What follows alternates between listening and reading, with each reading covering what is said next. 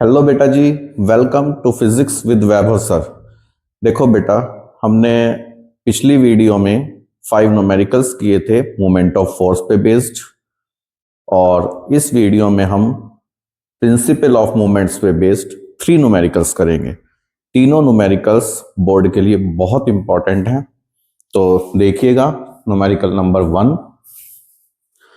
Numerical number 1 is a uniform metre rule rests horizontally on a knife edge।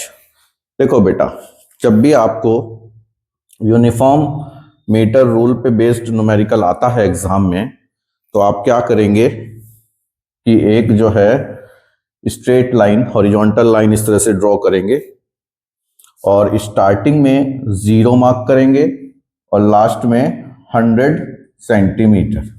ठीक है बेटा, और एक मिडिल में जो है 50 भी मार्क कर देंगे। जब भी आपको यूनिफॉर्म मीटर रूल पे बेस्ड कोई भी न्यूमेरिकल आए, ठीक है, इसमें हाफ रूल के ऊपर भी आ जाता है, तो फिर हम 0 से 50 करेंगे। ठीक है, चलिए। तो a uniform metre rule rest horizontally on a knife edge at 60 centimetre mark, यानी कि 60 सेंटीमीटर मार्क कहां पे होगा? यहां पे 50 के थोड़ा सा आगे। तो 60 सेंटीमीटर मार्क पे नाइफ एज है, चाकू की नोक, इस तरह से कुछ है। आप ये डायग्राम इस तरह से भी बना सकते हैं बेटा, यानी कि 60 सेंटीमीटर मार्क पे ये रूल टिका हुआ है। ठीक है, जैसे ये रूल है तो 60 सेंटीमीटर मार्क पे टिका हुआ, तो इधर की साइड टिल्ट होगा, ये इधर की साइड टिल्ट होगा क्योंकि आधे से ज्यादा यूनिफॉर्म है। और when a mass of 10 gram is suspended from one and, तो एक एंड से 10 ग्राम मास सस्पेंड होगा, और 10 ग्राम होने के बाद एक एंड पे अगर हम 10 ग्राम मास सस्पेंड करें तो ये जो है स्ट्रेट रहेगा, यानी हॉरिजॉन्टल रहेगा। वो ये क्वेश्चन में कह रहा है। ठीक है बेटा, तो draw a diagram of arrangement, तो डायग्राम बनाइए इसका। तो डायग्राम तो हमने स्टार्ट कर दिया। 0 से 100 सेंटीमीटर, 60 पे जो है नाइफ एज, तो इसमें क्या करेंगे, और 10 ग्राम फोर्स कहां पे सस्पेंड करें कि ये रूल हॉरिजॉन्टल रहे। तो इसके लिए आप देखिए, ये 60 है, जैसे थोड़ा सा आगे ये इधर की साइड टिल्ट करेगा, तो इसको सीधा रखने के लिए कहां पे हमें मार्क कर, कहां पे हमें 10 ग्राम लटकाना पड़ेगा? यहां पर, इधर की साइड, इधर हैंड पे। तो इसलिए 100 सेंटीमीटर मार्क पे वन हैंड, यानी यहां पे 10 ग्राम फोर्स जो है wait लटकाएंगे।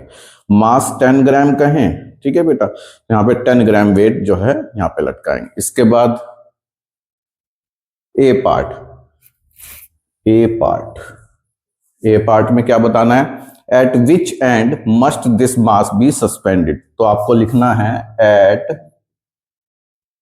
100 centimetre mark, at 100 centimetre mark, बस इतना लिखना है। इसके बाद B part, B part, what is the mass of the rule, rule का मास कितना होगा? ये बेटा, जो रूल का मास होता है या किसी भी सब्सटेंस का मास होता है, वो उसकी सेंटर ऑफ ग्रेविटी पे होगा। वैसे तो हम नेक्स्ट वीडियो में सीखेंगे सेंटर ऑफ ग्रेविटी क्या है, लेकिन अभी आप इतना ही ध्यान रखें कि मिडिल में जो है मास होता है, यानी वेट होता है पूरा का पूरा। तो ये जो मास मान लेते हैं इसका कैपिटल एम, और वेट कितना हो जाएगा? mg। ठीक है, तो mg जो है वेट इस रूल का 50 सेंटीमीटर पे हम कंसीडर करेंगे। इसके बाद वैल्यू फाइंड करेंगे इसकी। मास की वैल्यू फाइंड करने के लिए क्या करेंगे? According to principle of movements, according to principle of movements क्या होता है? ये वाला वेट जो है वो एंटी क्लॉकवाइज मूवमेंट करेगा, और ये वाला वेट क्लॉकवाइज। तो sum of anti clockwise movement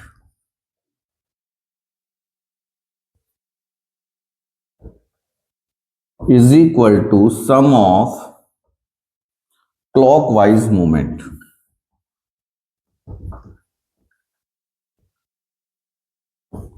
sum of anti clockwise movement is equal to sum of clockwise movement. तो एंटी क्लॉकवाइज मूवमेंट क्या होगा, इधर की साइड कर लेते हैं,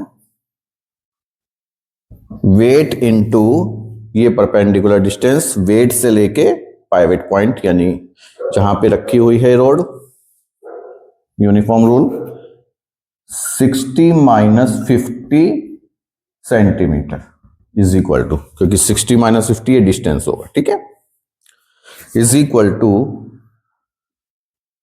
10 gram into 100 minus 60, 100 minus 60 centimetre, ठीक है। इसके बाद इसको सॉल्व करेंगे, एम की वैल्यू फाइंड करेंगे, तो कितनी हो जाएगा बताइए, M G into 10 is equal to 10 G into 10 gram into 100 minus 60 40, तो m इज इक्वल टू आ जाएगा 10 इंटू 40 अपॉन 10, 10 से 10 कैंसिल, 40 ग्राम। तो रूल का वेट कितना होगा, 40 gram answer. Next is C part.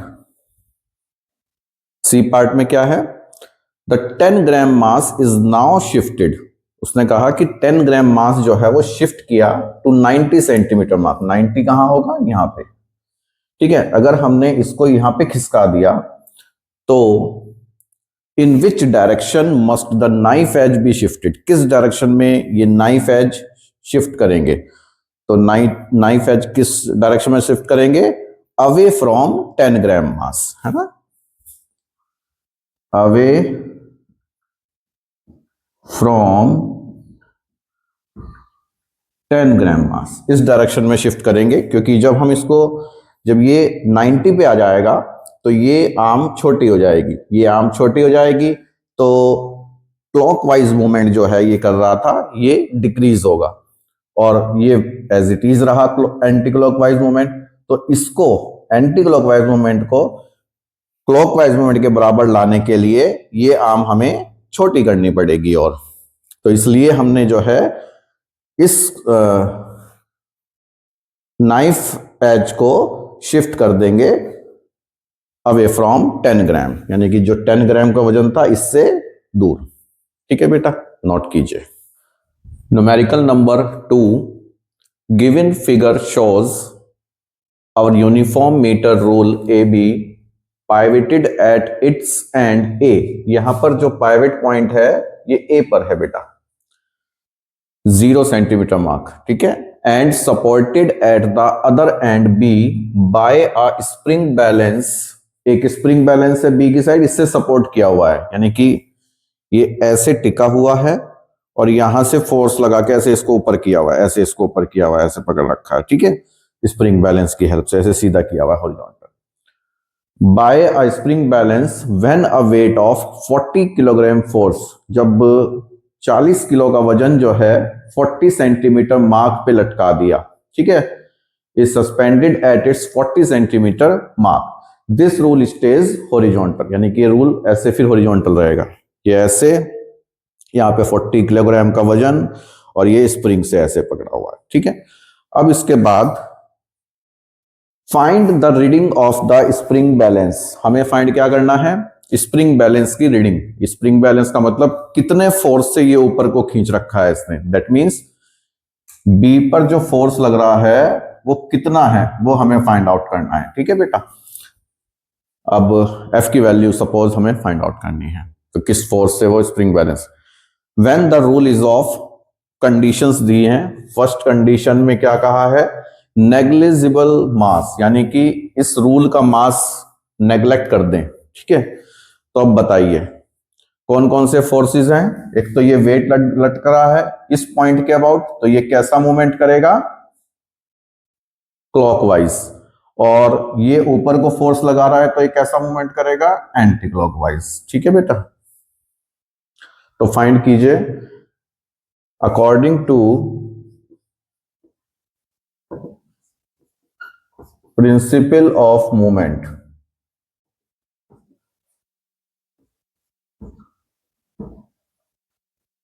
According to principle of movement, sum of anti clockwise movement, anti clockwise movement कौन सा कर रहा है, ये वाला वेट, फोर्स वाला, एफ वाला, तो एफ इंटू परपेंडिकुलर डिस्टेंस, यहां से पाइवेट पॉइंट से डिस्टेंस लेते हैं, यहां तक की परपेंडिकुलर डिस्टेंस कितनी होगी, ये 100 सेंटीमीटर, तो 100 सेंटीमीटर इज इक्वल टू, ये वाला मूवमेंट क्या करेगा, ये वाला फोर्स क्लॉकवाइज मूवमेंट, इसका वेट कितना है 40 किलोग्राम फोर्स, और परपेंडिकुलर डिस्टेंस 0 से 40 सेंटीमीटर। तो सॉल्व करेंगे, F is equal to 40 into 40 upon 100, एक जीरो से ये दो जीरो कैंसिल दोनों जीरो से, तो 4 4 जा 16 किलोग्राम फोर्स, ये आंसर आ जाएगा। ठीक है, फर्स्ट पार्ट का, क्योंकि इसमें वेट जो है वो नेग्लिजिबल है, मास रूल का नेग्लिजिबल है। सेकंड पार्ट, इसने कहा अगर रूल का मास दिया हो 20, तो आपको मैंने लास्ट न्यूमेरिकल में बताया था कि जो मास होगा रूल का वो कहां पे होगा,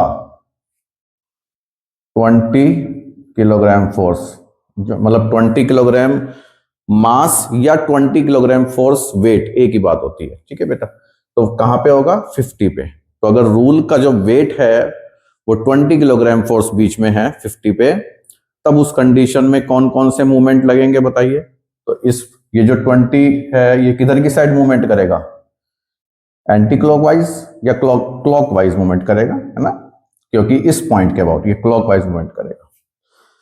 तो फिर वही according to principle of movements, sum of anti clockwise movement is equal to sum of clockwise movement.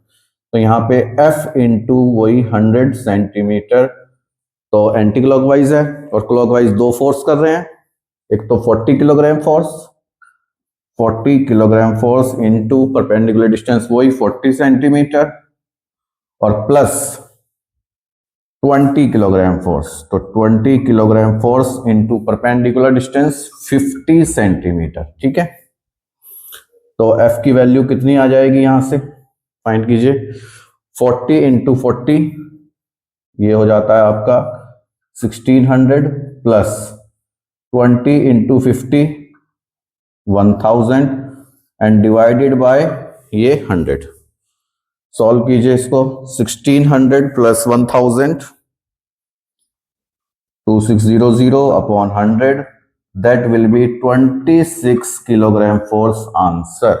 Numerical number 3, a metre rule is half made of copper. देखो बेटा ये थोड़ा सा डिफरेंट है कि इसमें आपको जो मीटर रूल गिवन है, ये हमने मीटर रूल बनाया कुछ इस तरह से,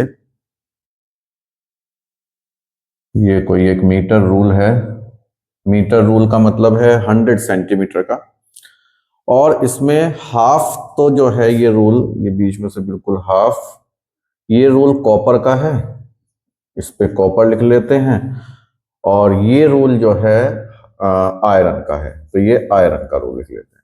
तो ये कह रहा है कि एक मीटर रूल हाफ कॉपर है हाफ आयरन है, if the mass of the copper part is 900 ग्राम, यानी कि आपको गिवन है इसका मास, तो जो इसका मास होता है तो वो कहां पे होगा, इसके जस्ट मिडिल में, तो ये सेंटर ऑफ ग्रेविटी यहां पे कहीं होगी, तो यहां पर जो है इसका मास होगा 900 ग्राम, तो वेट कितना होगा 900 ग्राम फोर्स, ऐसे हम लिख सकते हैं इसको। इसका आयरन का कितना मास है 700 ग्राम। ठीक है बेटा, तो आयरन का मास यहां से यहां तक का बिल्कुल मिडिल में होगा, तो ये कितना होगा 700 ग्राम, यानी वेट कितना होगा 700 ग्राम फोर्स। तो कॉपर का मास और आयरन का मास गिवन है।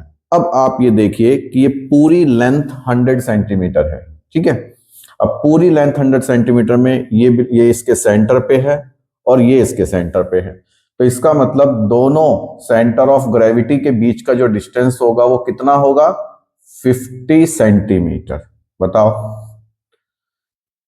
कि दोनों का सेंटर ऑफ ग्रेविटी के बीच का डिस्टेंस 50 सेंटीमीटर होगा ना, क्योंकि ये सेंटर ऑफ ग्रेविटी पे है, ये इसकी सेंटर ऑफ ग्रेविटी पे है। ठीक है, तो calculate the the position eight which the road can remain in equilibrium. तो ये हमें फाइंड करना है कि रोड कहां पे इक्विलिब्रियम पे होगी। देखो बेटा जी, हमें पाइवट पॉइंट फाइंड करना है किस पोजीशन पे होगा। थोड़ा सा डिफरेंट क्वेश्चन है। तो यहां पे आपको क्या करना होगा, तो ये जो कॉपर है इसका मास है 900 ग्राम और आयरन का मास है 700 ग्राम। तो इसका मास ज्यादा है, ठीक है, इसका मास कम है। तो आप इतना समझते हैं कि अगर ये दो पार्ट में डिवाइड है और इस पोर्शन का मास ज्यादा है और इस का मास कम है तो इधर की साइड टिल्ट होगा। तो इसका मतलब यह है कि जो पाइवट पॉइंट होगा वो किधर की साइड होगा, कॉपर वाली साइड। तो यहां पे ये पाइवट पॉइंट कहीं होगा। बात समझ में आई? क्योंकि इसका मास ज्यादा है, इसका मास कम है, तो इधर की साइड टिल्ट हो रहा है, तो यहां पे पाइवट पॉइंट होगा मिडिल से थोड़ा लेफ्ट साइड। तो ये पाइवट पॉइंट का डिस्टेंस जो है हमें फाइंड करना है। मान लेंगे कि ये कॉपर जहां पे लटक रहा है मास वहां से x डिस्टेंस पर है, तो हमें x की वैल्यू फाइंड करनी है कि कॉपर के मास से कितने डिस्टेंस पर पाइवट पॉइंट आता है। ठीक है, तो ये पाइवट पॉइंट से आयरन का जो मास लटक रहा है वो कितने डिस्टेंस पे होगा, 50 माइनस x सेंटीमीटर, क्योंकि डिस्टेंस हमेशा पाइवट पॉइंट से लेते हैं। So we have to calculate x। Now according to principle of moments, same 900 gram force into x is equal to 700 gram force into 50 minus x। तो यहां से आपका आ जाएगा 900x इज इक्वल टू 7 5 जा 35 और 2 0 ये और एक यहां पर माइनस 700x। ठीक है, 700x इधर आ जाएगा तो 9 और 7 1600x इज इक्वल टू कितना आ जाएगा ये 35,000। ठीक है बेटा, तो x is equal to 35000 upon 1600। ठीक है बेटा, 20 से 20 कैंसिल, 16 से डिवाइड करेंगे इसको, 2 8 जा 16, 2 से डिवाइड करेंगे, 2 1 जा 2, 1 2 7 जा 14, 1 2 5 जा 10, 21.87 सेंटीमीटर, 875 सेंटीमीटर। तो x की वैल्यू आ जाएगी। तो यहां पर ये पाइवट पॉइंट होगा। तो उसने कहा है कि calculate the position eight which the road can remain in equilibrium. किस पॉइंट पर इक्विलिब्रियम पे रहेगी, जहां पे कॉपर का वेट है वहां से 21.875 सेंटीमीटर डिस्टेंस पर। ठीक है बेटा, तो इस तरह से ये 3 न्यूमेरिकल्स थे आपके, इनको बहुत अच्छे से ध्यान से करें और भी क्वेश्चंस की प्रैक्टिस करें। कोई प्रॉब्लम हो तो अपनी प्रॉब्लम कमेंट बॉक्स में जरूर बताएं, नेक्स्ट टर्न पे वो प्रॉब्लम सॉल्व करेंगे। और इसके बाद आपको नेक्स्ट वीडियो में सेंटर ऑफ ग्रेविटी और यूनिफॉर्म सर्कुलर मोशन समझाएंगे। ठीक है बेटा, तो चैनल को सब्सक्राइब कीजिए, लाइक कीजिए और शेयर कीजिए वीडियो। Thank you.